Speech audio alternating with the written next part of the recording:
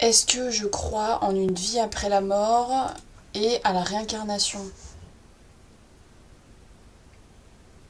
Je veux dire, c'est le système païen par excellence quand même, hein.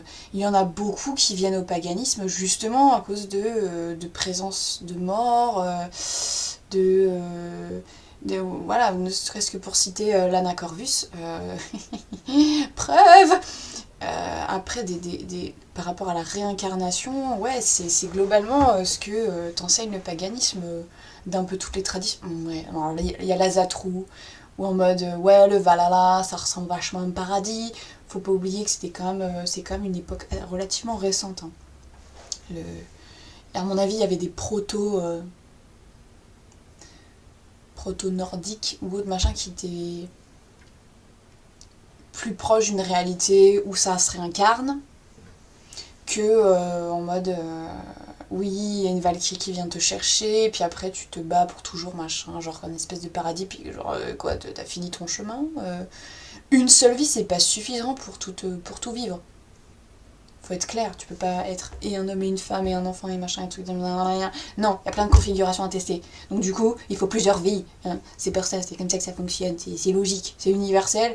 C'est pas. Si ça peut être prouvé en plus, hein, ça peut être largement prouvé. Il y a des enfants des jeunes enfants qui pointent dans des endroits où justement on croit à la réincarnation, donc on donne du poids à ça. Il y a un gosse qui avait dit oui, bah je suis mort là, c'est machin qui m'a tué. Et on a trouvé les os et le mec, a priori, voilà. C'est une réalité. C'est une réalité d'âme. Moi, je l'ai vécu. Enfin, j'ai des recouvrements d'âme, tu recouvres tes vies antérieures. Et pas celles des humains. Donc, c'est comme ça. C'est le cycle mort-vie renaissance. Tu peux t'incarner. Et c'est une réalité aussi qu'on néglige peut-être, je sais pas, qui est peut-être pas assez connue, c'est qu'on se réincarne pas mal dans ces lignées humaines, ses propres lignées humaines. On se réincarner dans sa descendance. Je suis actuellement incarnée dans une descendance à moi-même en fait. Je suis un de mes ancêtres. Peut-être même plusieurs ancêtres, j'ai été plusieurs de mes ancêtres, tu vois, enfin voilà. Pour ceux qui ont vachement engendré, voilà, fertilité, tout ça, c'est logique l'énergie physique que tu as développée avant, qui est beaucoup forcément en résonance avec ton âme, ben, t'en rebénéficies, et potentiellement aussi pour refaire le ménage, réactualiser ces énergies-là dans ta lignée, dans le monde physique. C'est logique, c'est super logique.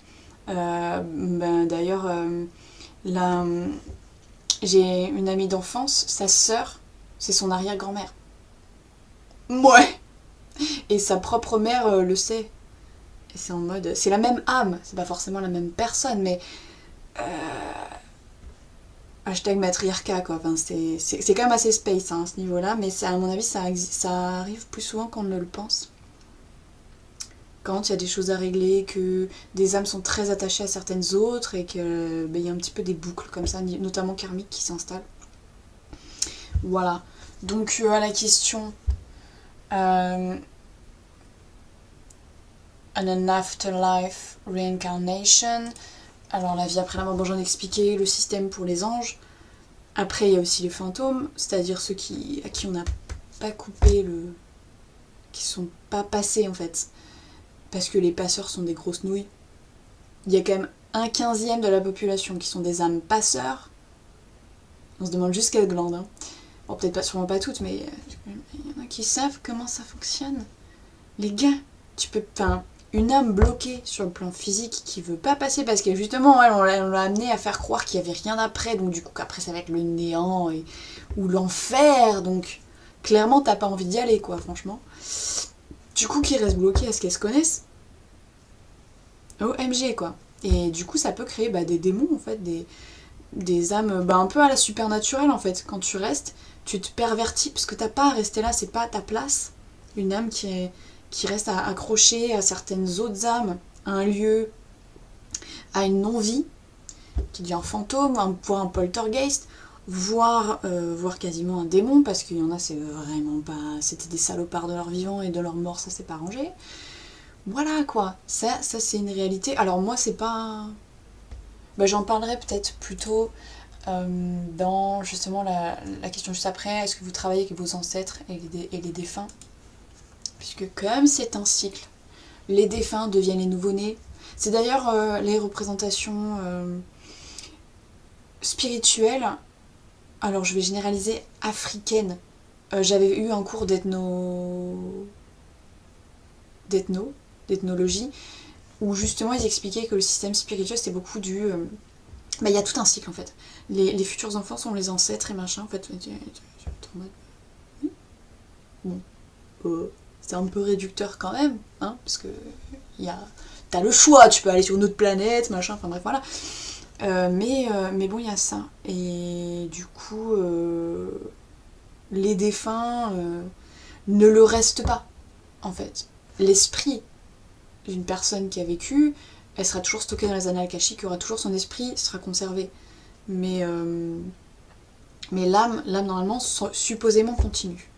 C'est comme ça que d'ailleurs on peut recouvrer ses anciens esprits.